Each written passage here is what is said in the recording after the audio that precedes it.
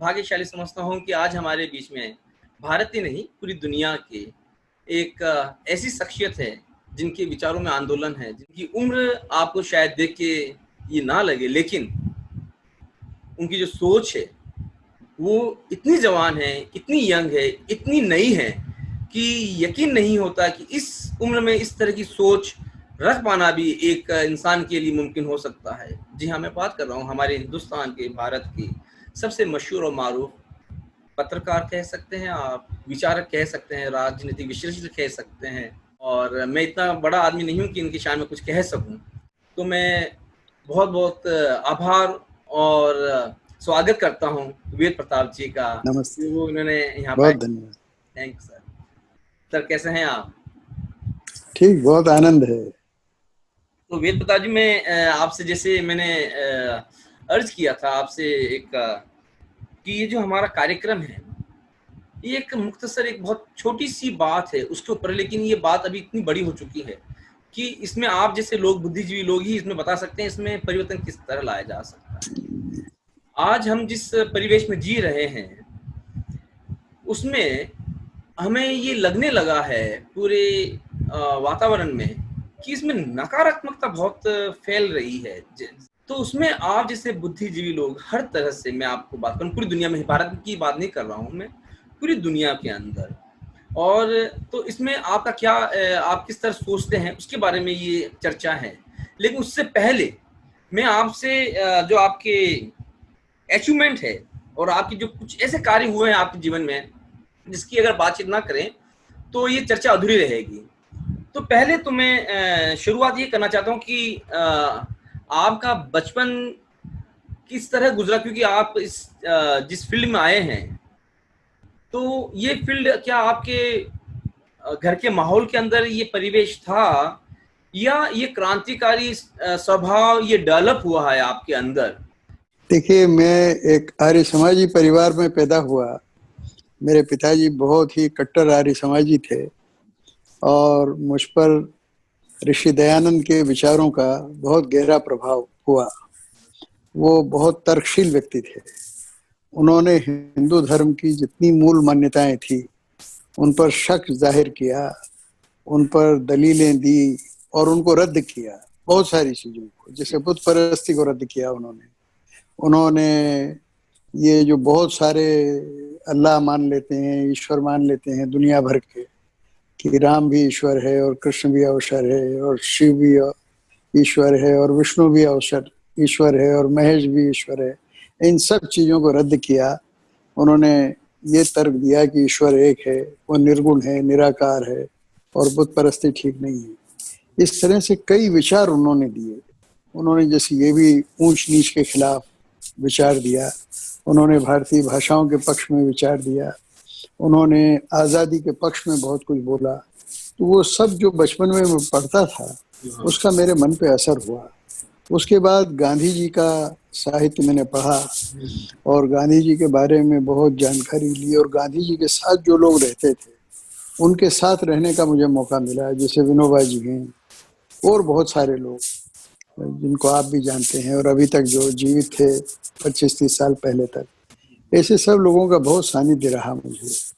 बाद में जब मैं दिल्ली आया पीएचडी करने के लिए, इंदौर में मैंने किया मेरा बीए और एमए, तो यहाँ उसके पहले ही मेरा इंदौर में जब रहता था तभी मेरा डॉक्टर लोहिया से, मुरारजी देसाई से, कृष्ण मेनन, केशव देव मालवीय, अब्दुल गनी गोनी, भागवत झा आज़ाद, बलराज मधोक, अटल बिहारी वाजपेयी, सब लोगों से, सारी पार्टियों के नेताओं से मेरा गहरा संबंध बन गया था इंदौर में रहते हुए ही। अच्छा। छात्र जीवन में मैं छात्र नेता था, कई बार मैंने जेल काटी। मुझे पहली जेल हुई थी 12.5 साल की उम्र में और मैं इंदौर से भाग के दिल्ली आया। दिल्ली से करनाल में जाके सत्याग्रह किया, करनाल में गिरफ्तारी हुई और पटियाला जेल में रहा। और पटियाला जेल में पंजाब के और दिल्ली के सारे बड़े नेता थे। अभी आपने सुना होगा एक बलराम जी दास टंडन थे, जो छत्तीसगढ़ के राज्यपाल भी थे और पंजाब में उप मुख्यमंत्री भी थे। उनके साथ मैं जेल में था।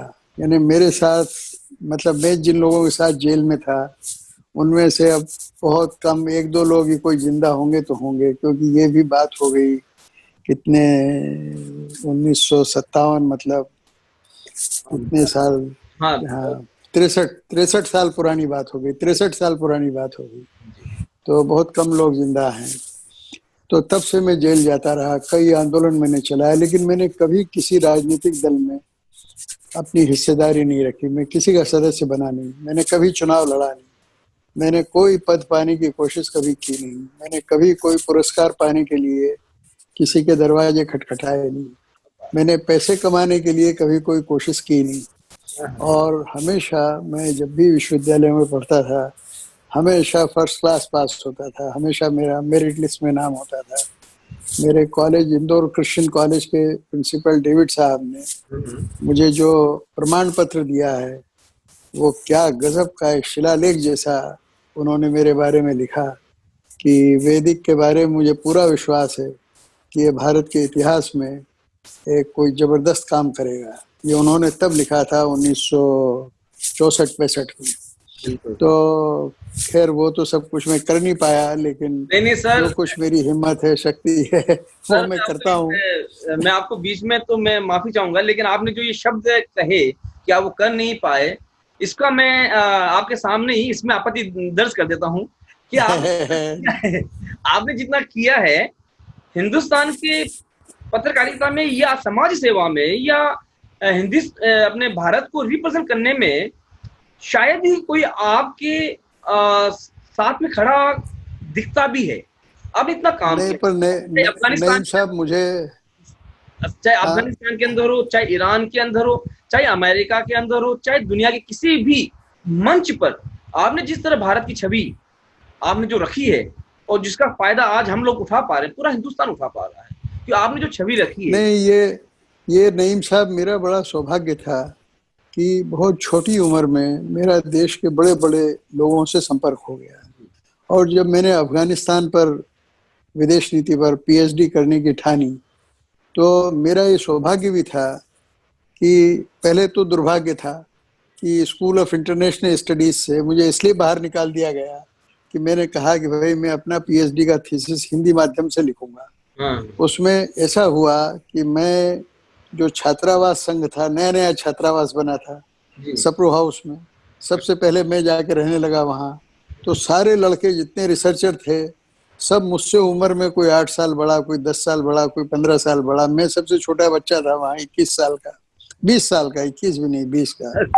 तो मुझे उन्होंने अध्यक्ष बना दिया जी। अब अध्यक्ष बना तो उद्घाटन के लिए मैं मुरारजी देसाई को बुला लाया। मुरारजी देसाई मुझे इंदौर के जमाने से जानते थे, सारे नेता जानते थे जी। तो मुरारजी भाई ने कहा कि आप तो वहाँ हिंदी बहुत करते थे, हिंदी भारतीय भाषा है, अब किस भाषा में भाषण दूं? मैंने कहा गुजराती में दीजिए, मैं अनुवाद कर दूंगा, या हिंदी में दीजिए या अंग्रेजी में दीजिए, जिसमें देना है उसमें दीजिए भाई, ये आपको कौन रोकता है। उन्होंने हिंदी में भाषण दिया तो बहुत झगड़ा हो गया वहाँ। हमारे डायरेक्टर साहब जो थे, राजन साहब, वो कर्नाटक के थे, वो उठ के खड़े हो गए, कहने लगे मुरारजी भाई कैसे देंगे भाषण हिंदी में, ये इंटरनेशनल स्कूल है। मैंने कहा ये इंडियन स्कूल है, Indian school of international studies है, इंडियन स्कूल है, ये इंटरनेशनल स्टडीज है लेकिन इंडियन स्कूल है, इसलिए इंडियन भाषा में भाषण देंगे। मैंने कहा मैं अध्यक्ष हूँ, मेरी ये व्यवस्था है कि ये भाषण जिस भाषा में देना चाहे उसमें देंगे, जिनको नहीं सुनना है वो जा सकते हैं यहाँ से। ये सुनते से ही डायरेक्टर साहब बैठ गए। लेकिन दूसरे दिन उन्होंने क्या किया, मुझे सबसे बड़ी फेलोशिप मिलती थी यूनिवर्सिटी ग्रांट्स कमीशन की।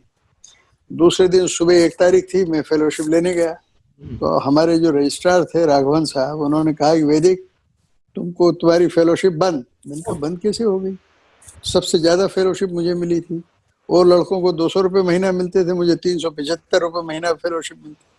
मैंने कहा बंद कैसे होगी? बोले और डायरेक्टर साहब का लिखित नोटिस आ गया मुझे कि वैदिक को फेलोशिप नहीं देना है, उसको निकाल बाहर करना है स्कूल से। थोड़े दिन बाद मीटिंग हुई, कई बार झगड़े हुए, सेमिनार में रगड़े हुए, और मुझे निकाल दिया उन्होंने बाहर। तो अब स्कूल से निकाल दिया। हाँ, सप्रू हाउस का मैं अध्यक्ष था हमारे छात्रावास संघ का, मुझे निकाल बाहर किया। मैं पार्कों में सोता रहता था, अखबारों में रोज खबर छपती थी। संसद में इतना हंगामा हुआ, 1966 के शुरू की बात है, कि संसद बंद हो गई। और हाँ, मधु लिमय जो थे समाजवादी, उनको मार्शल ने उठा के बाहर फेंक दिया सदन के। डॉक्टर लोहिया ने कहा कि मैं सदन चलने ही नहीं दूंगा, सरकार चलने ही नहीं दूंगा। कृपलानी जी भी अड़ गए, कम्युनिस्ट पार्टी के हिरेन मुखर्जी अड़ गए, अटल बिहारी वाजपेयी अड़ गए, और दीनदयाल उपाध्याय, बलराज मधोक, सब ने मेरा समर्थन किया। कम्युनिस्ट, बीजेपी, सिर्फ डीएमके के लोग मेरा विरोध करते थे, द्रमुक पार्टी के, द्रविड़ मुनेत्र कड़गम के लोग। उन्होंने बहुत मुझे गालियां दी, कहा ये हिंदी इंपीरियलिस्ट है ये। मैंने कहा मैं हिंदी थोपने के बिल्कुल विरुद्ध हूँ। मैं चाहता हूँ सारी हिंदुस्तानी जुबानें आगे बढ़े, सबका समान सम्मान हो, मैंने हमेशा ये कहा। लेकिन अंततोगत्वा इंदिरा गांधी जी ने मेरी बात पे सहमति व्यक्त की और स्कूल ऑफ इंटरनेशनल स्टडीज की ग्रांट बंद कर दी। उन दिनों शायद 12 लाख रुपए साल ग्रांट मिलती थी हमारे स्कूल ऑफ इंटरनेशनल स्टडीज को। वो ग्रांट बंद हुई। वो इतने घबरा गए कि गवर्निंग बॉडी की मीटिंग हुई, उन्होंने संविधान में संशोधन किया। 1 साल तक मुझे बाहर निकाल के रखा था, मुझे वापस लिया, वापस उसी हॉस्टल में गया, वापस उसी सप्रू हाउस में पढ़ने लगा। और फिर अफगानिस्तान की विदेश नीति पे काम कर रहा था मैं जी। तो मुझे अफगानिस्तान भेजा गया, रूस भेजा गया, ब्रिटेन भेजा गया, अमेरिका भेजा गया। वहाँ के सर्वश्रेष्ठ स्कूलों में मैं पढ़ा और सबसे वहाँ की जो बेस्ट यूनिवर्सिटीज़ हैं उन यूनिवर्सिटीज़ में पढ़ा मैं। वहाँ मैंने अध्ययन किया, रिसर्च किया, फिर पीएचडी का थीसिस जमा किया और 1970 में मुझे पीएचडी मिली। तो ऐसा मेरा शुरू में रहा। और हम लोग मूलतः राजस्थान के रहने वाले हैं। अच्छा। श्याम जी की खाटू में ऐसा मुझे वहाँ के बड़े बुजुर्गों ने बताया कि श्याम जी की खाटू में हमारी रियासत भी थी, 4-5 साल हमारा राज भी रहा वहाँ। और हमारे परिवार का एक मंदिर भी वहाँ है, एक धर्मशाला भी है, एक कन्या पाठशाला भी है। और सब हमारे पिताजी ने सब पंचायत को दान कर दिया, कोई चीज अपने पास रखी नहीं।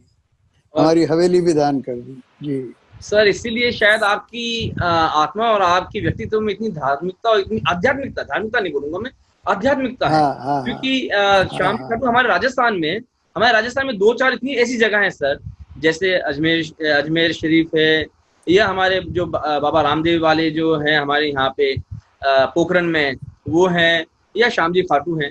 तो जो माता जी का मंदिर है जैसलमेर पे, तो कुछ ऐसी जगह है कि जहाँ पे वाकई में जाने के बाद में आपको लगता है कि आप एक अजीब से, एक अलग से वातावरण में आप आ जाते हैं। बिल्कुल, तो बिल्कुल, आपके पूर्वज वहाँ के पे राज किया है और आप उन्हीं के संतान हैं। तो ये तो हमारा सौभाग्य है कि आज आप भारत को आप रिप्रेजेंट कर रहे हैं पूरी दुनिया में, हर जगह जहाँ आपको बुलाया जाता है, आपके भाषण भी होते हैं और आपकी चर्चाएं होती है, आपके अलग अलग टॉपिक पे आप बोलते हैं। तो आप इतने संघर्ष के बाद में आपने जो छवि बनाई हिंदुस्तान की, आप आने वाले भविष्य में कैसे देखते हैं? आपने उसको किस तरह रिप्रेजेंट किया भारत को पूरी दुनिया के सामने, और अब आपका फ्यूचर में आने वाली जनरेशन के सामने आप क्या, आपका वो संदेश रहेगा कि किस तरह हमें और हमारी छवि को और अच्छी तरह से रिप्रेजेंट करना चाहिए?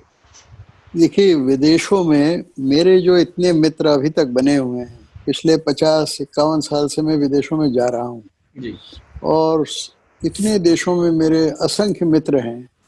तो मैंने जो बात अब मैं कह सकता हूँ इस उम्र में आके, कि सबसे बड़ी बात भारत की छवि जो है ना, वो हम भारतीय जब विदेश जाते हैं जी, हमारा आचरण कैसा होता है उसको देख के छवि बनती है। सारे भारत को तो वो देख नहीं सकते, हर आदमी तो भारत आ नहीं सकता है। आ भी जाए यहाँ तो कितने दिन और कितनी जगह जाएगा, कितने दिन रहेगा। तो वो जब भारतीय लोग बाहर जाते हैं ना, उनका आचरण देख के लोग भारत के बारे में अपनी छवि बनाते हैं। तो मैंने तो संकल्प किया कि बाहर जाएं तो किसी को अपमानजनक भाषा का इस्तेमाल नहीं करना। कोई हम पे आक्रमण भी करे, हमलावर भाषा का इस्तेमाल भी करे, तो भी उससे प्रेम से बात करना। एक दूसरा, किसी लालच में नहीं फंसना। लोग विदेश जाते हैं ना तो वो हाय पैसा, किसी तरह से डॉलर मिल जाए, पाउंड मिल जाए, रूबल मिल जाए। मैं इस चक्कर में कभी पढ़ा ही नहीं। कई यूनिवर्सिटीज मुझसे कहती थी कि आप अपनी फीस बताइए भाषण देने। मैं कहता भाषण देने की कोई फीस नहीं है, बस मुझे भोजन करा देना और मेरे आने जाने का टिकट बना देना, और मुझे कोई फीस नहीं चाहिए। ये मैंने हमेशा किया है। फिर भी कई यूनिवर्सिटीज मानती नहीं थी, वो जबरदस्ती मुझे कहती थी नहीं ये एक चेक है आपको रखना ही पड़ेगा। ठीक है, कोई ज्यादा आग्रह करेगा तो रख लें, ले लेंगे, लेकिन वैसे अपनी तरफ से कोई मांग नहीं करेगा। तो उससे उनको ये लगता था कि भाई भारत के लोग कुछ अलग ढंग के लोग हैं, ये हमारी तरह नहीं है, ये लूट खसोट वाले लोग नहीं है।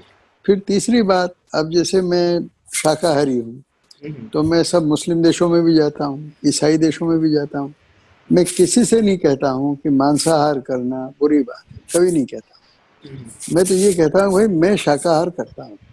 तो लोग मुझसे पूछते हैं कि आप मांसाहार क्यों नहीं करते, तो मैं उनको कारण बताता हूँ भाई। तो मैं वो मुझसे कई बार ऐसा हुआ कि जब मैं पहली बार अफगानिस्तान गया तो वहाँ काबुल के संसद सदस्य थे बबरक कारमल। तो बबरक साहब मुझसे कहने लगे कि आपको मैं एक हिंदू मंदिर में ले चलता हूँ। तो मैंने कहा भाई मैं तो आर्य समाजी हूँ, बुत परस्ती करता नहीं हूँ, मैं मंदिर में जाता नहीं हूँ, और जाता भी हूँ तो मैं पूजा वूजा करता नहीं हूँ, मैं क्या करूंगा वहां जाके। बोले नहीं नहीं आपके लोग हैं, सारे हिंदू लोग हैं यहाँ काबुल में जो रहते हैं। हम गए मंदिर में तो वो एक बकरे को काट रहे थे, बलि दे रहे थे। मैंने रोका उनको, इनके बकरा क्यों काट रहे हैं आप? हिंदू लोग थे, हिंदू मंदिर, आसा माई का मंदिर, वो हिंदुस्तान का सबसे पुराना मंदिर है, 1800 साल पुराना मंदिर है। तब अफगानिस्तान पाकिस्तान थे ही नहीं, उस वक्त सारा हिंदुस्तान ही था। तो वो हमारा सबसे पुराना मंदिर है, 1800 साल पुराना। तो मैंने कहा बकरा क्यों काट रहे हैं? तो बोले ये हम भगवान को बलि चढ़ा रहे हैं। मैंने कहा आपने भगवान को देखा है? कहाँ है भगवान? मुझे तो दिखता नहीं है। वो कहाँ बेचारा खाएगा भगवान, इसको सब आप खा जाओगे, इसकी जान ले रहे हो फिजूल। तो फिर मेरे साथ कई मुसलमान लोग भी थे, कहने लगे साहब हम भी कुर्बानी करते हैं। मैंने कहा देखो बाइबल मैंने पढ़ी है, और बाइबल में इब्राहिम को यहोवा परमेश्वर ने जो कुर्बानी के लिए कहा तो बकरा काटने के लिए नहीं कहा था, कहा था तुम्हारी जो सबसे प्रिय चीज है उसकी कुर्बानी दो। तो उनके हमारी सबसे प्रिय चीज हमारे दोनों बच्चे हैं, थे ना, इजाक और क्या नाम, दो बच्चे थे ना, हाँ इजाक और इशाक, हाँ इसाक और इशाक। तो अब्राहम ने कहा कि भाई दो बच्चे हैं, तो यहोवा परमेश्वर ने कहा, अल्लाह ताला ने कहा भाई इन्हीं की कुर्बानी दो। तो उन्होंने छुरा निकाला और गर्दन काटने लगे। तो अल्लाह ने रोका, कहा कि नहीं अब हमको तुम पे भरोसा है, पूरा एतबार है, तुम हमारे भगत हो, हम जान गए, इनको काटने की जरूरत नहीं है, इनकी जगह दुम्बा रख दो, एक भेड़ का बच्चा रख दो, वो काट दो। तो मैंने कहा भाई परमात्मा था, उसने आदमी के बच्चे की जगह भेड़ का बच्चा रख दिया, और मैं तो नाचीज हूँ, मैं बकरी की जगह नारियल रख देता हूँ, तो नारियल फोड़ दो। तो मेरी सुन लो है, एक नारियल फोड़ दो, नारियल खोपड़ी जैसे ही होता है, तो नारियल की खोपड़ी तोड़ दो और खा लो उसको। क्या बात है। उस दिन से वहाँ बलि बंद हो गई। मैंने कहा मुझे कुरान, हाँ बलि बंद हो गई।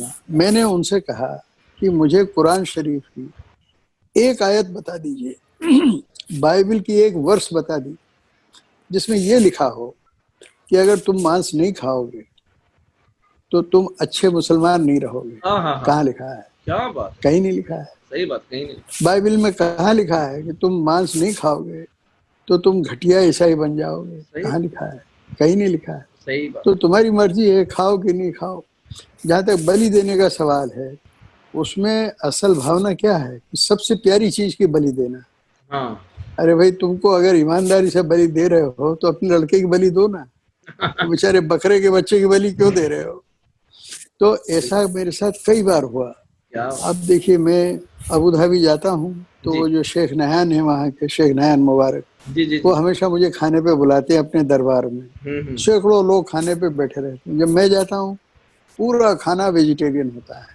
मैं उनसे कभी नहीं कहता हूँ कि आपको गोश्त नहीं खाना चाहिए, क्योंकि गोश्त, जो लोग गोश्त खाते हैं वो गोश्त किस लिए खाते हैं? क्योंकि उनके माँ बाप गोश्त खाते हैं, क्योंकि परिवार में बचपन से गोश्त मिलता है।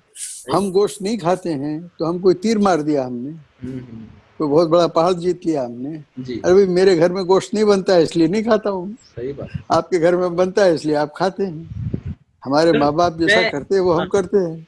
मैं इस पे तो इसलिए हाँ, तो मैं जी जी जी जी सर। ये बात तर्क पूरा कर लो। तो मैंने कहा जो गोश्त नहीं खाना अपने आप में कोई बहुत बड़ी बात नहीं है, हाँ और गोश्त खाना अपने आप में कोई घटिया बात नहीं है, हाँ हाँ ये हाँ, हम परंपरा की चीज है। जी जी मैंने कहा सारी दुनिया में ये होना चाहिए कि भाई पशु पक्षियों को अपने लिए मार के हम ना खाएं, सही, उनको भी, हम भी जिए उनको भी जीने दें। सही बात है, ये एक भावना होनी चाहिए। सही बात, ऐसे ही मैं पेड़ों को, फूलों को फिजूल तोड़ने के भी विरुद्ध हूँ बिल्कुल कि जबरदस्ती लोग पेड़ तोड़ लेते हैं, पेड़ को तोड़ देते हैं। क्यों तोड़ देते हैं? अरे भाई पेड़ में भी जान है, सही बात, उसको फलने फूलने दो, हिलने दो, डोलने दो, उसको देख के तबीयत खुश होती है।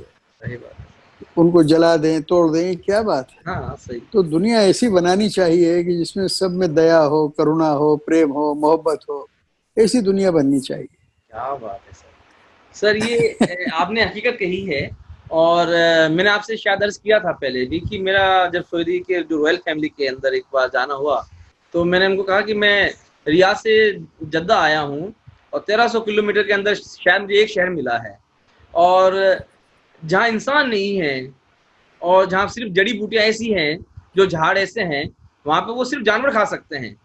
तो अगर वहां पे कुछ हाँ पैदा ही नहीं होता है, अगर वो खाते हैं तो ठीक है, लेकिन मैं इस ऐसे देश से आया हूँ जहाँ पे हर 3 महीने में 4 महीने में हमारे यहाँ पे अलग फसल होती है, अलग खाना हमारे लिए कुदरत देती है, एक नेचर हमें अपने आप देता है।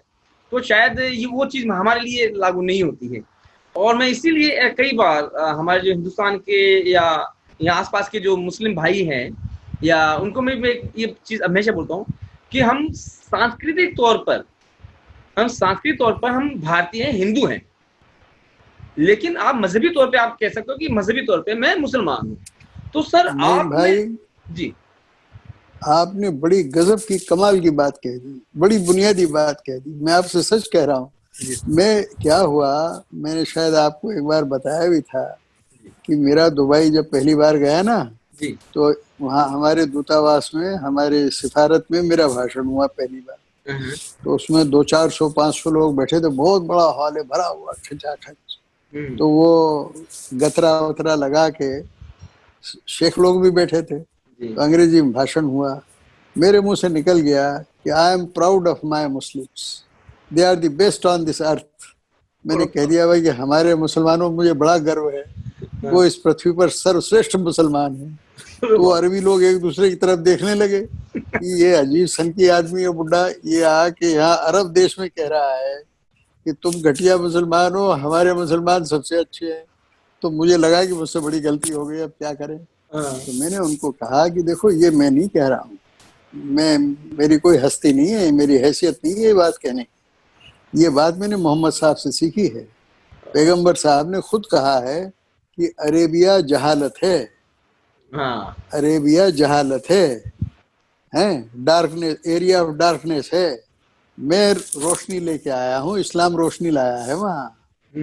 और हमारा भारत है, भारत का मतलब है एरिया ऑफ लाइट, रोशनी, रोशनी रोशनी है। भा भा विभा प्रभा आभा, सही बात, ये तो भारत है। तो सही मैंने कहा बात, हमारे जो मुसलमान हैं उनको मोहम्मद साहब ने क्रांतिकारी आइडियोलॉजी दी, बराबरी, सब लोग बराबर हैं, राजा हो चाहे रंग, नौकरानी हो चाहे महारानी हो, राजा और रंग सब एक लाइन में खड़े होकर नमाज पढ़ेंगे, सही बात, हैं, अल्लाह की इबादत करेंगे।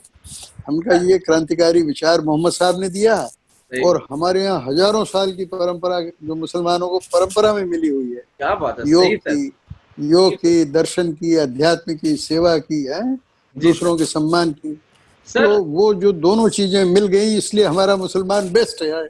हम कब, मैं नहीं कह रहा हूँ, मोहम्मद साहब कह रहे हैं। सर आपके ये दो बातें, आपके अगर ये दो बातें अगर मैं नहीं करूंगा तो ये चर्चा अधूरी रह जाएगी, इसलिए मेरे दो सवाल बहुत इंपॉर्टेंट है आपसे। एक सवाल आपने, जब आपकी बातचीत एक कंट्रोवर्शियल आपकी डिबेट हो गई थी कश्मीर मुद्दे को लेकर, और उसमें जो मैंने देखा, आप बहुत ही सुलझी हुई बात करते हैं, बहुत ही ऐसी बात करते हैं जो सबको अच्छी लगती है और सबके लिए मुमकिन भी होती है।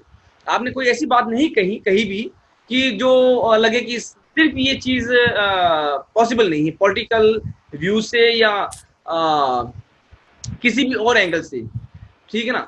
तो सर आपकी ये जो दो चीजें थी, एक तो कश्मीर मुद्दे के ऊपर, और दूसरा मैं जो दूसरा सवाल करूंगा, आप एक दुनिया हम सब जानते हैं वो जो आतंकवादी थे, उनके साथ में आप एक बार आपने हिम्मत कर ली मीटिंग करने की, और ये चर्चा पूरी दुनिया के अंदर एक बहुत बड़ा सब्जेक्ट था। तहलका, हाँ, तहलका मच गया। तहलका, बहुत भयंकर तहलका मचा सर। आपने हाफिज सईद से जब आपने बात की, और अरे बाप रे, ये वाकई में ही लोगों को अचंभित करने वाली घटना थी। हाँ, पार्लियामेंट में कितना हल्ला हुआ। वो जो 1965 में हल्ला हुआ था ना मेरे बारे में, हिंदी जी। भाषा का, जब हाँ मेरा थीसिस लिखने का, हाँ वो हाँ तो साल भर चला, तो बहुत बड़ा हल्ला था उस वक्त। हाँ हाँ हाँ। वैसे ही हल्ला इस बार हो गया 4 साल पहले, 5 साल जी पहले, जी सर। जब मैं हाफिज सईद से अचानक मिला। हम्म क्या हुआ कि वहाँ ये पाकिस्तानी टीवी चैनल्स हम्म, मेरा काफ़ी इंटरव्यू करते रहते हैं, तो हाँ, पाकिस्तान के लोग मुझे बहुत जानते हैं नाम से। जी। और वहाँ के जो बहुत लोकप्रिय अखबार हैं उनमें मेरा लेख रोज छपता है। हम्म, जो रोज आपको भेजता हूँ ना, उसका उर्दू जी। तर्जुमा होता है हाँ, और वो वहाँ छपता है, आप अफगानिस्तान मशहूर में हैं भी सर, छपता आप, है। हाँ, नेचुर आप मशहूर हैं, ये और पाकिस्तान में तो नहीं, पूरी तो दुनिया में क्या, मशहूर है। तो जी। क्या हुआ कि मैं जिस दिन लौट रहा था, हम्म मैं इस्लामाबाद में था। वहाँ मियाँ नवाज शरीफ ने मुझसे कहा था कि मैं मक्का मदीना जा रहा हूँ, आप तुरंत इंडिया मत चले जाइएगा, मैं लौट के आता हूँ, मिल के जाइएगा जरूर। तो मैं उनसे मिलने के लिए रुका रहा पाकिस्तान में, तो उनसे भेंट हो गई मेरी। दूसरे दिन मैं लाहौर आ गया। लाहौर में जो पहले लाहौर के मेयर थे मियाँ आमिर, मैं उन्हीं के यहाँ ठहरता हूँ हमेशा। हम्म होटल वगैरह में अब नहीं रहता हूँ पिछले 15-20 साल से, वो मेरे बहुत अच्छे दोस्त हैं। हम्म, तो मियाँ आमिर के यहाँ मैं ठहरा हुआ था। उन्होंने कहा कि सारे जर्नलिस्ट को बुला लें, मैंने कहा बुला लिए। तो सारे एडिटरों को उन्होंने, लाहौर के खास खास लोगों को डिनर के लिए बुला लिया। तो मेरे कई इंटरव्यू देखे थे उन्होंने टीवी पर। तो बोले एक इंटरव्यू में आपने कहा कि मैं पाकिस्तानी फौज को एक हाथ से सलाम करता हूँ, लेकिन मेरा दिल कहता है कि वो ऐसा काम करे कि दोनों हाथ से प्रणाम करूं। हाँ हाँ हाँ तो हाँ हाँ। बोले वो क्या काम है। तो मैंने कहा पहला काम तो मैंने बताया जिसकी वजह से सलाम करता हूँ, कि उन्होंने, ये 5 साल पुरानी बात है, कि टेररिस्ट को मारा।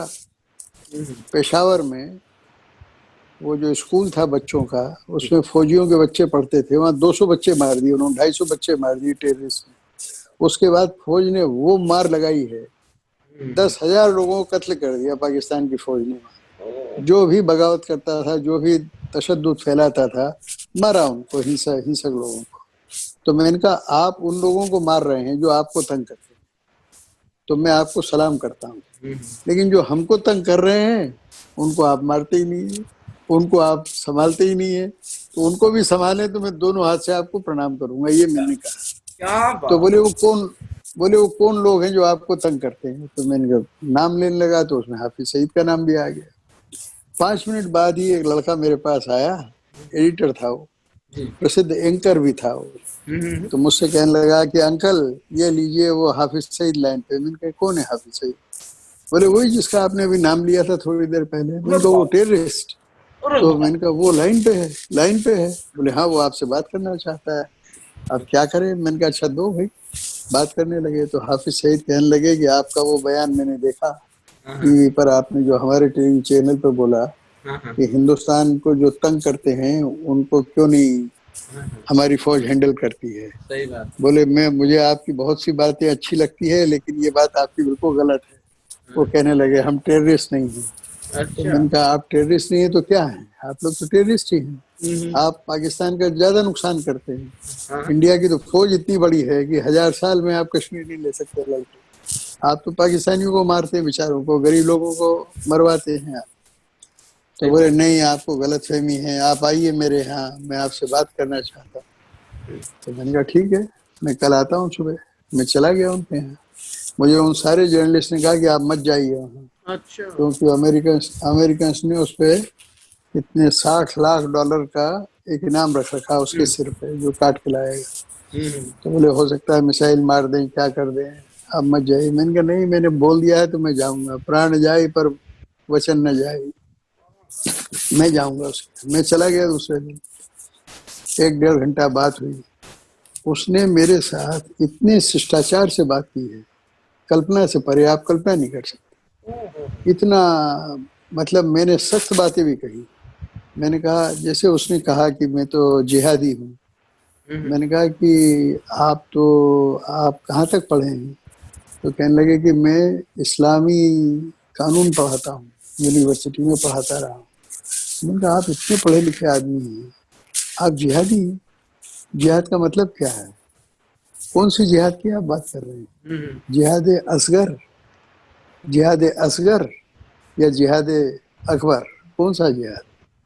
मैंने कहा मैं जिहाद अकबरी हूँ, मैं बड़े जिहादी हूँ। तो बोले आप जिहादी? मैंने कहा बिल्कुल जिहादी हूँ। मैंने कहा जो काम क्रोध लोभ मोह पर विजय पाए वो बड़ा जिहादी, सही बात, और जो काफिरों को मारे वो छोटा जिहादी। तो मैंने कहा कि हिंदू तो काफिर हो ही नहीं सकता है, आप हिंदुओं को मारने की कोशिश करते हो, वो काफिर हो ही नहीं सकता है। तो बोले क्यों?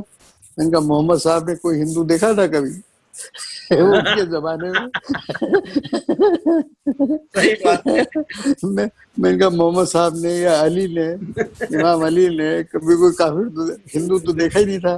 काफिर देखे थे तो वो काफिर कौन थे? या तो थे। यहूदी थे या नहीं, यहूदी थे या ईसाई थे या अरब लोग थे। तो मैंने कहा हिंदू काफिर बोलते तो हंसने लगा। मैंने कहा कि कुरान शरीफ में कहीं लिखा है कि हिंदू काफिर होते हैं? हैं? किस बड़े प्रॉफिट ने इतने सारे आपके यहाँ ये हो गए हैं, मतलब अबू बकर साहब हो गए और दुनिया भर के हुए हैं, तो उनमें से किसी ने हिंदू को देखा आज तक? कभी नहीं देखा। जो 12-13 इमाम हुए इनके यहाँ ईरान में, मैंने उनसे पूछा किसी हिंदू को देखा उन्होंने आज तक? तो काफिर कौन है भाई? तो मैंने कहा कि काफिरों को मारने का मतलब क्या है? कि जो लोग अनैतिक लोग हैं, जो बदमाश लोग हैं, गुंडागिर्दी करते हैं, उनको मारना तो ठीक है, उसमें क्या बुराई है? तो मैंने कहा आपके जिहाद का मतलब ये तो नहीं है ना कि निर्दोष लोगों को मारो आप। मैंने कहा बम्बई में जो लोग मारे गए 150-200 लोग, कितने उसके अंदर यहूदी मारे गए, मुसलमान मारे गए, हिंदू मारे गए, बिल्कुल निर्दोष लोग, बेकसूर लोग, कुछ नहीं किया उन्होंने। तो मैंने कहा ये जिहाद थोड़ी है, तो जिहाद का मजाक है। तो वो बहुत परेशान हो गया कि ये हिंदू आदमी ये मुझे जिहाद पढ़ा रहा है, जिहाद सिखा रहा है, मुझे कह रहा है कि क्या कैसे जिहादी है। तो इतना उसने 1-1.5 घंटे मुझसे ढंग से बातचीत की और अपनी गलतियां कबूल की। और ये बात जब ये कंट्रोवर्सी बहुत बड़ी हो गई ना, तो उसने एक इंटरव्यू और दिया और उसमें कहा कि डॉक्टर वैदिक मेरे यहाँ आए थे तो मुझे पहले शक था कि वो पता नहीं किस साजिश के तहत मेरे यहाँ आए, लेकिन उनसे बात करके मैं बहुत मुतासिर हुआ और चलते वक्त वो मेरी कार रुकवा दी थी करीब आधा फरलांग दूर। तो मुझे कार तक छोड़ने आया और मेरा हाथ पकड़ के मुझसे कहने लगा कि इसमें कार में मैं आपको बिठाता हूँ, आप बुजुर्ग हैं, मैं आपको बिठाता हूँ। मैंने कहा भाई अभी मेरी उम्र तो हो गई है लेकिन मुझे काफी ताकत है, मैं उछक कर बैठ सकता हूँ खुद, आप जहमत मत कीजिए। कहने लगे आप मुझे इंडिया बुलाइए कभी, मैं इंडिया आना चाहता हूँ। मैंने उनसे कहा, मैंने कहा कि आप क्या बिहार के हैं? बोले हाँ बिहार का हूँ। मैंने कहा आपका तलफ़ुज़ बिहारियों जैसा लगता है। तो बोले मैं रोपड़ का हूँ। बोले मैं रोपड़ का हूँ। मैंने कहा रोपड़ बिहार का क्या ताल्लुक है? रोपड़ तो मैंने कहा हमारे हरियाणा में है, हरियाणा और पंजाब के बॉर्डर पे है रोपड़। तो बोले मैं वहीं का हूँ। तो मैंने कहा आपकी मातृभूमि कौन सी है? मैंने कहा कौन, किसको मातृभूमि कहते हैं? तो मैंने कहा मातृभूमि के बारे में आपका कोई कर्तव्य नहीं, कोई फर्ज अदा नहीं करना है आपको, है? तो बोले मेरा जन्म सियालकोट में हुआ है लेकिन मेरी माँ हापुड़ में हमला हुई थी, भाग के गए मेरे माता पिता पार्टीशन के वक्त, तो मेरा वहीं जन्म हो गया सियालकोट। तो मैंने कहा आपका असली बीज कहाँ रखा गया? इंडिया में रखा गया। भारत माता आपकी माता है, उसके प्रति आपका फर्ज है। भारत के लोग आपके लोग हैं, अपने लोग हैं, परिवार के लोग। उन निर्दोष लोगों की, बेकसूर लोगों की हत्या करना कहाँ तक ठीक है? आप बताओ। बिल्कुल। कुरान शरीफ में कहाँ लिखा है कि बेकसूर आदमी को मार डालो? कहाँ लिखा है मुझे बताओ। नहीं लिखा है। किसी बाइबल में लिखा है कि बेकसूर आदमी को मार डालो? कौन से वेद में लिखा है, कौन से पुराण में लिखा है, मुझे बताइए आप। सही बात है। तो एकदम वो बेचारा परेशान सा हो गया वो। और उसने मुझसे बहुत बढ़िया बात की और मैं समझता हूँ कि मेरी बात का उस पर असर भी हुआ। बिल्कुल सर, क्योंकि हमने एक जिनकी पीछे आप तस्वीर देख रहे हैं भगवान बुद्ध की, और उनका हमने एक जिक्र सुना हुआ है कि जब भगवान बुद्ध एक जगह जा रहे थे तो कोई एक साधु था, एक डाकू था, ये नईम साहब, ये उदाहरण मैंने उसको दिया, तो हाफिज सईद को भगवान बुद्ध का उदाहरण मैंने दिया। मैंने कहा अंगुली माल डाकू था, वो लोगों की उंगलियां काट के और माला पहनता था। बिल्कुल। तो मैंने कहा भगवान भगवान बुद्ध को डराया लोगों ने कि भाई वहां जंगल में जा रहे हो। हम्म। मैंने कहा वो अंगुली माल सबसे बड़ा साधु बन गया उनका। सही मैंने बात। कहा आप भी ऐसे ही हो, हाँ हाँ। आपको बहुत बड़ा आदमी बनना है। क्या ये जो काम आप कर रहे हो, ये आप छोटे आदमी का काम कर रहे हो, आप में बहुत गुण है, आप बड़े आदमी बन सकते हो। ऐसे मैंने वाल्मीकि का उदाहरण दिया उनको। मैंने कहा वाल्मीकि डाकू नंबर 1 था वो, ठीक। लेकिन राम का जैसे ही भगत हुआ वो महर्षि बन गया। महर्षि वाल्मीकि बोलते हैं। सही बात है। और मैंने भगवान बुद्ध का उदाहरण दिया उनको। इसीलिए सर मैं अक्सर बोलता हूँ हिंदुस्तान, हम लोग शायद, मुझे बोलनी तो नहीं चाहिए लेकिन दिल में आता है इसलिए मैं आपके सामने शेयर कर रहा हूँ। मैं कहता हूँ हिंदुस्तान आध्यात्मिकता में अपग्रेड है। हमने बहुत पहले समझ लिया कि मूर्ति पूजा क्या है, मन किस तरह काम करता है, चेतना क्या है, ईश्वर का रूप क्या है। तो हम लोगों को ये जिद्दोजहद नहीं करनी पड़ती कि मूर्ति पूजा करनी चाहिए या नहीं करनी चाहिए। हमने उसको स्वीकार किया। भगवत गीता में श्री कृष्ण कहते हैं कि आप किसी भी तरीके से आप आते हो, आते मेरे पास ही हो। तो शायद मैं ये कह सकता हूँ कि हम लोग कुछ अपग्रेड हैं इस आध्यात्मिकता के अंदर। और ने शायद उंगली मार तो वो था ही है ही, वो तो उसमें हम दो राय है नहीं। लेकिन आपने उनको संदेश पहुंचा के आपने एज ए बुद्ध का काम कर दिया। तो ये बहुत बड़ी नहीं नहीं नहीं नहीं नहीं, नहीं। मैं तो बहुत मामूली साधारण इंसान हूँ। मैंने जहाँ भी जाता हूँ, देखिए अफगानिस्तान में भी जो तालिबान है ना, जी ये कितने खतरनाक हैं। हाँ, अपना आपको याद होगा 1999 में प्लेन हाईजैक हुआ, बिल्कुल याद है सर। और उसमें अपने देश के कई बड़े बड़े लोग थे। ये अपने जो विदेश मंत्री है ना जयशंकर, अभी जी उनके पिताजी भी उस प्लेन में थे। हाँ। हमारे इंदौर के नवभारत अखबार निकलता है मध्य प्रदेश में, हम्म, उसके मालिक प्रफुल्ल महेश्वरी भी उस जहाज में थे। जी मैं न्यूयॉर्क में था, अटल जी ने मुझे यूनाइटेड नेशंस भेजा था, वहां मेरे 3 भाषण हुए यूनाइटेड नेशंस। वहां मुझे सारे अफगान लीडर मिलने आते थे, क्योंकि जब मैं पढ़ता था काबुल में, मेरी तकरीरों में ये सब आते थे। नौजवान लड़के थे, अब सब बड़े बड़े नेता बन गए। जी तो जब उन्होंने सुना मैं न्यूयॉर्क आया हूँ, सब रोज मिलने आते थे मुझसे। तालिबान लोग भी मिलने आते थे। तालिबान का एम्बेसडर मिस्टर मुजाहिद, वो भी मुझसे मिलने आता था। तो क्या हुआ कि जब प्लेन हाईजैक हुआ, मैं उस दिन लंदन पहुंचा। तो लंदन में मैं जैसे ही हाई कमीशन से बाहर निकला, तो फोन कर रहा था मैं, तो सारे लोग चले गए थे, हमारे हाई कमिश्नर भी चले गए थे, सारे अफसर हो गए। मैं अकेला बैठा फोन पे बात कर रहा था। जब बाहर निकला तो हमारे उसने सिक्योरिटी गार्ड ने कहा कि अरे सर, आपको मालूम है हमारा प्लेन हाईजैक हो गया, पाकिस्तानी लोग उड़ा के ले गए। और वो प्लेन अभी पहले अमृतसर में था, वहां रुका, वहां से उसको कंधार ले गए उड़ा के। अरे मैंने कहा तो कमाल हो गया। मैं वापस गया, मैंने दिल्ली फोन किया, तो मुझे अटल जी का फोन आया। अटल जी प्रधानमंत्री थे उस वक्त। अटल जी ने कहा कि आप तुरंत दिल्ली आइए, आपसे कुछ काम लेना है मुझे। तो मैंने कहा अटल जी, यहाँ पर कंधार के पीर गैलानी रहते हैं, और उनकी बेटी मेरी दोस्त है, उससे मेरी फोन पे आज सुबह बात हुई है, कल सुबह मुझे लेने आने वाली है। तो बोले आप उनसे बात कीजिए प्लेन के बारे में, हमारा प्लेन हाईजैक हो गया और कंधार में ही खड़ा हुआ है।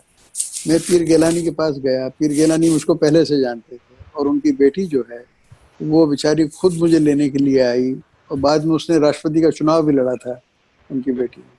तो खैर वो पीर साहब से मैंने बात की, पीर साहब ने उसी वक्त कंधार बात की, और वो तालिबान जो लीडर थे उन सबसे बात की। और मैं, अटल जी ने मुझसे कहा, उसी रात में प्लेन का टिकट बनवाया, मैं दिल्ली आ गया। दिल्ली आया तो जिस दिन जसवंत सिंह जी के साथ ये अजीत डोभाल भी गए थे, अजीत डोभाल सीआईडी में काम करते थे और रॉ में काम करते थे, ये दोनों गए। तो अटल जी ने मुझसे कहा कि देखिए अगर ये दोनों नहीं कामयाब हुए तो आपको जाना पड़ेगा, दोपहर स्पेशल ट्रेन खड़ा है आपके लिए। मैं अपने कपड़े वपड़े बांध के तैयार था। मैंने कहा मैं खुद जाऊंगा कंधार, में छुड़ाऊंगा, मैं तालिबान से बात करूंगा, मुझे जानते हैं वो लोग। तो मेरा तो सबसे संपर्क रहता है। अभी भी मैं चाहूँ ना तो तालिबान से मैं तुरंत बात कर सकता हूँ। कश्मीर में हुर्रियत नेता जितने हैं, अब्दुल गनी भट्ट साहब इसके 10वें बरस चेयरमैन रहे, वो बराबर मेरे घर आते थे, मैं प्रधानमंत्रियों से उनकी बातें कराता था।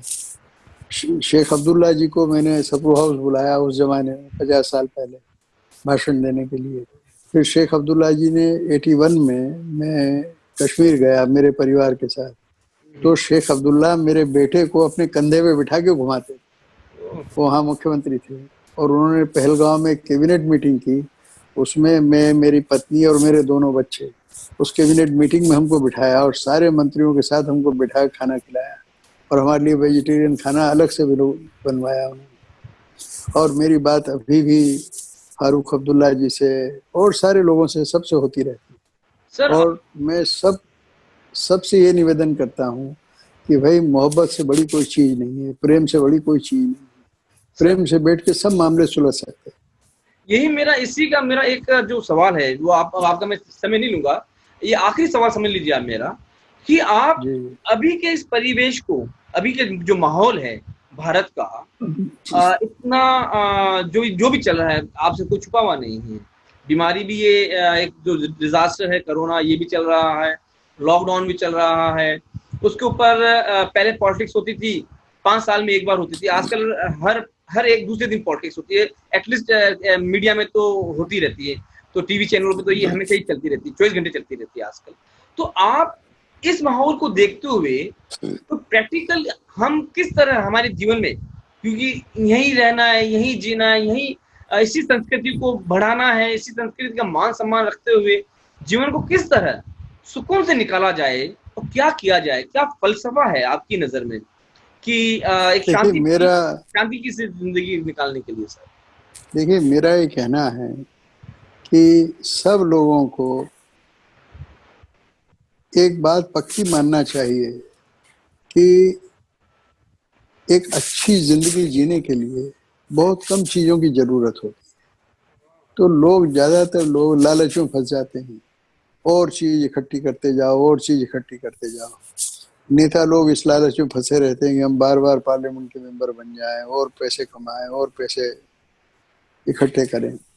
सबसे पहले आदमी को लालच से बचना चाहिए, कम से कम में जीने की कोशिश करनी चाहिए। दूसरी बात, सबके साथ प्रेम से बर्ताव करना चाहिए। आप जिस तरफ इशारा कर रहे हैं वो मैं समझ रहा हूँ कि मुसलमानों में तो डर का भाव पैदा हो गया है कि भाई ये सरकार ऐसी है, वैसी है। लेकिन मेरा क्या कहना है कि किसी का कोई हिंदुस्तान में बिगाड़ नहीं सकता है। हिंदुस्तान इतना मजबूत देश है और लोग आपस में इतना प्रेम और मोहब्बत से रहते हैं कि अगर कोई सरकार जुल्म करना चाहेगी तो लोग फूंक मार के उलट देंगे। इंदिरा गांधी जैसी प्रचंड प्रधानमंत्री को, महाप्रतापी प्रधानमंत्री को लोगों ने सूखे पत्ते की तरह उड़ा दिया, फूंक मार, चुनाव हरा दिया, पूरे परिवार को उड़ा दिया है। तो कोई, ये सरकार क्या है? कुछ नहीं है, इससे बिल्कुल डरने की जरूरत नहीं है। और आप देखें कि मुझे बड़ी खुशी हुई कि राम मंदिर का जब हुआ शिलान्यास, भूमि पूजन, तो नरेंद्र मोदी का भाषण काफी अच्छा था। उसमें कहा कि भाई सबके लिए है, सबका है। और आप देखें कि नरेंद्र मोदी के कहने में भी अब नरमी आ गई, वो पहले जैसी बात नहीं है। जो गुजरात के मुख्यमंत्री थे, तो जिस तरह से वो बोलते थे उससे कई लोगों को बहुत तकलीफ हो जाती। इधर जब से वो प्रधानमंत्री बने हैं, ठीक है, लोगों में भय पैदा हो गया है, मैं जानता हूँ, लेकिन नरेंद्र मोदी ने निजी तौर पर कभी कोई ऐसी बात कही नहीं है आज तक कि जिससे लोगों में भय पैदा हो। और मुझे पूरा विश्वास है कि मोदी क्या, कोई भी हो, मोदी तो एक तरह से संस्कारवान आदमी है, लेकिन जो महाचरित्रहीन आदमी हो, दुष्ट आदमी हो, उसको आप भारत के प्रधानमंत्री की कुर्सी पे बैठा दो ना, तो अपने आप सीधा हो जाएगा। कारण क्या है? कारण क्या है कि भारत ऐसा विकट देश है कि इसमें आप अपने वाली चलाएंगे, दादागिरी करेंगे, तो आपकी कुर्सी 1 मिनट में उल्टा देंगे लोग। ये है सबसे बड़ी बात। और आप वो हकीकत है कि कुर्सी का, हाँ, पूर्ण तरीके से ना तो बुरा होता है, ना पूर्ण तरीके से कोई अच्छा होता है, उसमें नहीं, रहते हैं। भारत का चरित्र ऐसा है कि आप किसी बदमाश आदमी को भी प्रधानमंत्री बना दो, हैं, गुंडे आदमी को बना दो प्रधानमंत्री, वो शरीफ बन जाएगा अपने आप। क्योंकि भारत का चरित्र ऐसा है कि आप गुंडे कर नहीं सकते, आप सांप्रदायिकता फैला नहीं सकते। आप अगर इस देश में सांप्रदायिकता फैलाने की कोशिश करेंगे चाहे हिंदू सांप्रदायिकता हो चाहे मुस्लिम सांप्रदायिकता हो, तो आप फ्लॉप हो जाएंगे, आप फेल हो जाएंगे। आप बहुत करप्शन करेंगे ना, आप बहुत करप्शन करेंगे, आपकी सरकार को लोग फूंक मार के उल्टा देंगे। सही बात। आप देखो इंदिरा गांधी जैसी महान प्रधानमंत्री कैसे उल्टा दिया लोगों ने। हाँ, बिल्कुल सर। मनमोहन सिंह जैसा सज्जनता की प्रतिमूर्ति, सही बात। एकदम सज्जन है, पूरी तरह सज्जन आदमी, हाँ, लेकिन और लोगों ने इतने करप्शन कर दी है हाँ, उनकी कि दूसरी लोगों सेकंड ने टर्म था उनका उखाड़, हाँ, यानी 30 साल में कांग्रेस की ऐसी दुर्दशा नहीं हुई कभी नहीं हुई सर। जैसी मनमोहन सिंह जी एक समय हो गई। बिल्कुल, और वो तो भी सेकंड टर्म में बहुत ही गंदा हुआ जो भी हुआ। अपने देश में नेता नहीं, अपने देश में सरकार नहीं, हाँ, अपने देश में जनता सबसे बड़ी गारंटी है। हाँ, अपने देश की जनता बहुत अच्छी है, हाँ, सही बहुत मोहब्बत वाली है, बहुत प्रेम वाली। तो कुछ सर, लोग हैं जिनके दिमाग में खराबी होती है, वो मुसलमानों के नाम पे या हिंदुओं के नाम पे दंगा कर देते हैं। जी, जी। आम जनता हिंदुस्तान की बहुत सहनशील है, बहुत अच्छी। और सर मैं तो यही हमेशा जब भी जो लोग होते हैं चाहे वो कोई भी कम्युनिटी का, तो मैं उनको एक बात बोलता हूँ कि हिंदू जो कम्युनिटी थी वो तो शुरू से सहनशील थी, शुरू से उनमें एक बर्दाश्त करने का एक शुरू से उनमें डेवलप था। क्यों? क्योंकि उसकी एक वजह थी, जो संस्कारों के अंदर होता ना कि कोई मूर्ति पूजा कर रहा है, कोई नहीं कर रहा है, कोई इसको मान रहा है, कोई उसको मान रहा है, तो उनके अंदर ये चीज डेवलप थी, अपने आप ही डेवलप थी बचपन से। लेकिन जब आप किसी को एक चीज के लिए आप तैयार कर देते हो और सिर्फ इस इफ एंड बट नहीं होता, सिर्फ वही होता है, तो वहां पे सख्ती आ जाती है। और जो इस्लाम जब आया हिंदुस्तान में, तो वो इस्लाम आया था हजरत निजामुद्दीन औलिया वाला, ख्वाजा मोइनुद्दीन चिश्ती वाला, कि वहां पे वो गाना बजाना होता था, वो सूफियाना अंदाज था, वो लिबरल थे बहुत ज्यादा, तो वहां पे वो चीज अच्छी थी। लेकिन अब जो हिंदुस्तान में जो मुसलमान जो 50 सालों से जो सख्ती आने लगी, अरब का जो मुसलमान जो असर आने लगा, उसकी वजह से दोनों तरफ सख्ती होने लगी। मैं अपने मुसलमानों से एक बात कहता हूँ जी। अपने मुसलमानों से एक बात कहता हूँ कि तुम पृथ्वी के सर्वश्रेष्ठ मुसलमान हो, हाँ, तुमको अरबों की या ईरानियों की नकल करने या किसी की भी नकल करने की क्या हाँ, जरूरत है भाई। सही बात। अरे तुम ऐसे अच्छे हो कि तुम्हारी नकल वो करें, हाँ, बात हैं सही हैं। बात। अरे तुम योग तुम्हारे खून में बसा हुआ है, तुम योगी अगर हो तो तुम अरबों को योग सिखाओ, हाँ, हाँ, तुम यूएई वालों को योग सिखाओ, ईरान वालों को तुम योग सिखाओ, ये सब अपने लोग हैं। सही बात। ईरानी लोग कौन हैं? आर्य लोग हैं सब। अफगानिस्तान का इतिहास में अफगानिस्तान का नाम क्या है? आर्याना। आया, अफगानिस्तान को आर्याना बोलते हैं। जी सर। वहाँ की जो होटल है सबसे बड़ी, उसका नाम आर्याना होटल है। हाँ, हाँ, उनकी जो एयरलाइंस है उसका नाम आर्याना एयरलाइंस। जी, आर्य लोग हैं। आर्यन लोग, सही बात। मैं यूनाइटेड नेशंस में यूनेस्को में एक बार पेरिस में किसी से मिलने गया मैं, तो उसके वहाँ नेम प्लेट लगी थी डॉक्टर नजमुद्दीन आर्य। मैंने कहा यार गजब है, मुसलमान है और आर्य है। मैं जब मिलने गया डॉक्टर नजमुद्दीन से, तो मैंने कहा आप ये क्या लिखते हैं? तो बोले हम आर्य लोग हैं भाई, हम आर्य पहले हैं, उसके बाद अफगान हैं, उसके बाद मुसलमान हैं। सही बात है। पहले हाँ बोले हम पहले आर्य हैं, फिर पठान हैं, फिर मुसलमान हैं। मैंने कहा आप लोग शरीयत को मानते हैं? तो बोले हाँ शरीयत को मानते हैं, लेकिन उससे बड़ी चीज है पश्तून वाली। उसको जो पश्तून कानून होता है ना, उसको पश्तून वाली बोलते हैं। अच्छा। बोले शरीयत में लिखा है कि औरत और आदमी जिना करें तो सुई और धागे की तरह दिखाई पड़े तब उनको सजा देनी चाहिए। बोले पठान तो उसकी औरत की तरफ कोई देख ले तो उसकी गर्दन काट देता है। तो बोले वो अरबों की तरह इंतजार नहीं करता है।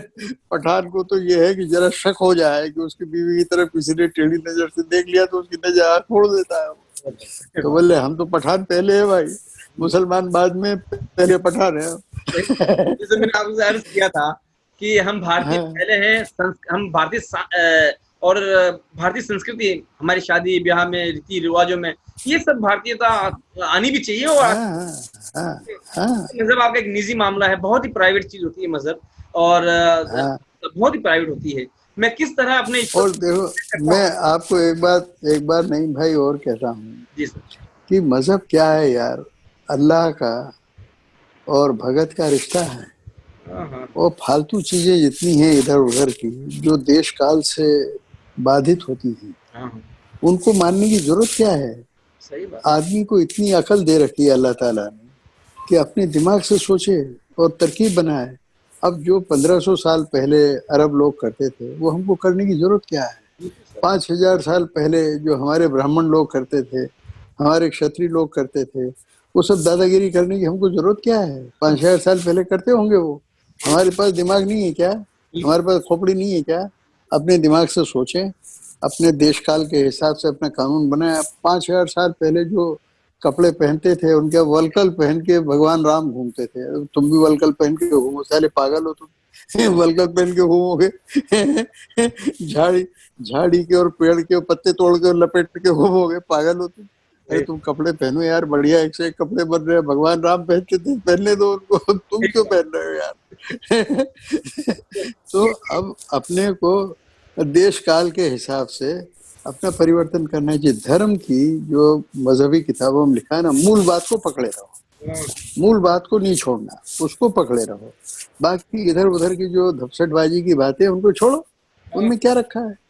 वो चाहे पुराण में लिखी हो, चाहे कुरान में लिखी हो, चाहे बाइबिल में लिखी हो, मेरे लिए उनकी कोई कीमत नहीं। जो मूल बात है उसके अंदर, मूल जो विश्वास की बात है, उसको पकड़े रहो मजबूती से, उसको नहीं छोड़ना। यही अच्छा इस्लाम है, यही अच्छा ईसाइयत है, ये अच्छा हिंदुत्व है। क्या बात है। वो हिंदुत्व ही क्या है जो दूसरों को बर्दाश्त नहीं कर सकते। सही बात। अगर आप दूसरों को बर्दाश्त नहीं कर सकते हो तो आपको हिंदू कहलाने का कोई अधिकार नहीं। हिंदू कोई मजहब नहीं है, ये एक जीवन पद्धति है। भारतीय जीवन पद्धति का नाम हिंदू पद्धति। बिल्कुल सर, सही है। और हिंदू नाम आपको किसने दिया है? हिंदू नाम तो मुसलमानों का दिया हुआ है। अरबियों ने दिया है। कौन सा उपनिषद में, पुराण में कहाँ हिंदू शब्द है? कोई मुझे बताए। सर ये शब्द तो सारा अरबियों ने। तो सर वो प को है ना, वहाँ पुलिस नहीं बोला जाता है, वो लोग थे बुलिस। हाँ, बुलिस तो वो वो जब सिंध सब नहीं बोला जाता है, उन लोगों से सब को ही हब बोलते हैं वो। तो अरे भाई, हफ्ता सप्ताह को हम, हाँ, सप्ताह जिसको हम बोलते हैं उसको हफ्ता बोलते हैं कि नहीं? जी जी जी। अच्छा, आप क्या जोधपुर के हो ना? जी, जोधपुर के। आप जोधपुर हैं? अच्छा, आप फतेहनगर चले जाइए, हाँ, उदयपुर चले जाइए। जी। तो मैंने एक बार मैं फतेहनगर गया, मेरी दादी फतेहनगर की थी। अच्छा। मैं बच्चा था, वहां गया तो एक आदमी आया घंटा बजाते हुए, हाथ में घंटा लेके। हाँ। और बोले, आज शाम को 7:30 हत्यार्थ प्रकाश की कथा होगी।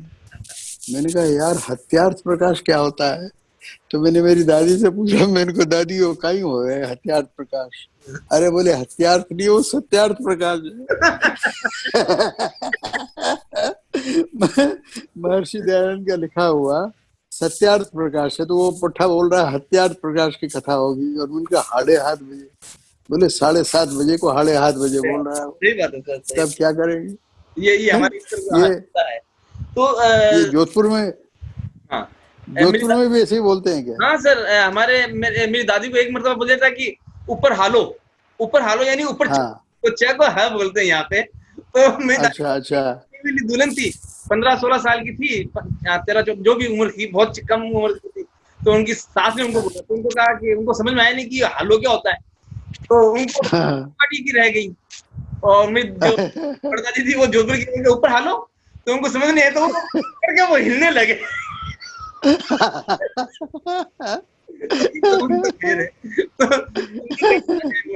हिंदू जो जन्म हुआ जो हिंदू शब्द का, वो अरबी उसकी जबान की वजह से। तो मैं बहुत धन्यवाद कहता हूँ। और आज अब मैं एक छोटा सा कंक्लूजन तो नहीं बोलूंगा उसको, लेकिन जो बातचीत हुई है उसका एक संक्षिप्त में लोगों को, जो आने वाले देखने वाले लोग हैं, उनको बताना चाहूंगा कि आज हम बात कर रहे थे डॉक्टर वेद प्रताप वैदिक जी से कि कैसे मानव जीवन को सरल, सहज और उन्नतिकार बनाया जा सकता है। तो उन्होंने बहुत अपनी पूरी जीवनी का एक जो कितना एक फूल माला से हुई है, वो वाकई में इतनी सुगंधित है कि उसका अगर जिस चीज ने हाथ जो देखेगा और जो पहनेगा, तो उनको लगेगा कि हाँ, जीवन में है। किस तरह इन्होंने अपने जीवन को संघर्ष के साथ में जिया, बचपन से लेके और अभी तक, और किस तरह इन्होंने जो भारत की मूल संस्कृति है उसको दुनिया के सामने किस तरह रखा।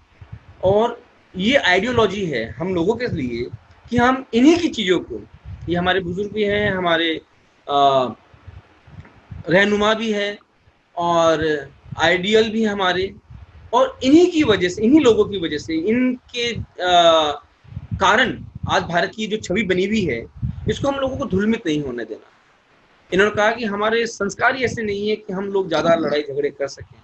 इनकी बात हकीकत है, हम लोग प्रेम वाले लोग हैं। हमारा आध्यात्मिकता हमारे जीवन में, हमारे संस्कारों, हमारे खून के अंदर है। योग, आध्यात्मिकता और सारी जो चीज़ें हैं जिसकी एक महक जो कहते हैं स्पिरिचुअलिटी के अंदर आती है, वो सारी हमारे ऑलरेडी हमारे अस्तित्व के अंदर है। तो हमें तो इसको आगे फैलाना है, इसको आगे, और इसको जितनी इसकी खुशबू हो उसको ज़्यादा से ज़्यादा लोगों तक पहुँचाना है। तो जो भारत की इन्होंने जो छवि बनाई है उस चीज छवि को हम लोगों को आगे पहुंचाना है, उसको हमें संभाल कर भी रखना है। इन्होंने कहा कि सरकारें आती है और जाती है, वो हकीकत है। ना जाने 70 सालों में नहीं, हजारों साल हो गए हिंदुस्तान को, हजारों साल। ना जाने कितने तरह के लोग आए, कितने तरह के लोग हैं, कितने तरह के लोग आएंगे, लेकिन हम सांस्कृतिक तौर पे एक जैसे हैं, एक जैसे थे और एक जैसे ही रहेंगे। ये हमारी मूलभूत रचना है और इस चीज को हमें ध्यान में रखते हुए जीवन को इसी तरह से प्रेम से, प्यार से और भाईचारे से, मोहब्बत से, अखलाक से और अच्छाई से, कर्म सिद्धांत मानते हुए ईश्वर का अनुसरण, उस ईश्वर का जिसके इन्होंने कहा बहुत सी बात कही कि बुद्ध परस्त करें या नहीं करें, ये कोई डजंट मैटर है, ठीक है ना। लेकिन जो करते हैं वो भी अपनी जगह ठीक है, जो नहीं करते उनके लिए कोई विशेष बात नहीं है। लेकिन जीवन बहुत अमूल्य है। इन्होंने कहा कि फूल पत्तियों में भी जीवन है, हर एक जीव में जान है, उसकी कदर करें। और हमारे पास खाने पीने की कमी नहीं है, बहुत कुछ है हमारे पास खाने पीने के लिए। तो कोशिश करें, अगर आप जीव हत्या से बच जाएं, किसी भी तरह से ये हिंसा से बच जाएं, तो जो आदमी जीव हत्या के खिलाफ है, जो आदमी पेड़ पौधों को तोड़ने के खिलाफ है, तो आप उनकी सोचिए कि उनकी महानता इंसानों के लिए कितनी होगी। तो इसी के साथ में मैं बहुत बहुत साधुवाद आपका करता हूँ कि आपने आज इतना समय निकाला और आप, मेरी नजर में आप बुद्ध पुरुष हैं वेद प्रकाश जी की। आपने मार्ग को आपने सुधारने की कोशिश की। इसी मुद्दे को रखते हुए मैंने आपको आज का बुद्ध कह रहा हूँ। आपका बहुत बहुत नहीं, मैं आपका शुक्रगुजार हूँ नईम भाई, बहुत शुक्रिया।